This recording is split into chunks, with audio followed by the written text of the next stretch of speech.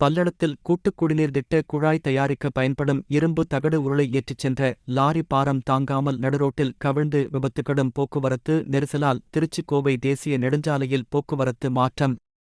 நாமக்கல் மாவட்டத்தைச் சேர்ந்த சுபாஷ் என்பவர் கோவையில் இருந்து 35 டன் எடை அளவு கொண்ட கூட்டுக் குடிநீர் திட்ட குழாய் தயாரிக்கும் இரும்பு தகடு உருளைகளை ஏற்றுக்கொண்டு திருச்சி நோக்கி சென்று கொண்டிருந்தார். இன்று அதிகாலையில் பல்லடம் அண்ணா சிலை திருப்பத்தில் திடீரென லாரியின் பின்பக்க பாகங்கள் இரும்பு தகடு உருளையின் பாரம் தாங்காமல் சரிந்து விழுந்ததில் லாரி நடுரோட்டில் கவிழ்ந்தது. லாரியில் இருந்த இரும்பு தகடு உருளைகளில் ஒன்று நகராட்சி பள்ளி சுவற்றில் மோதியதால் சுவர் சேதம் அடைந்தது.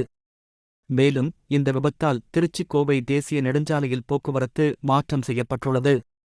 இரும்பு தகடு உருளைகள் அதிக அளவு எடை உள்ளதால் விபத்து நடந்த இடத்தில் சுமார் 2 மணி நேரமாக விபத்தில் சிக்கிய லாரியை அப்புறப்படுத்தும் பணியில் ஈடுபட்டு வருகின்றனர்.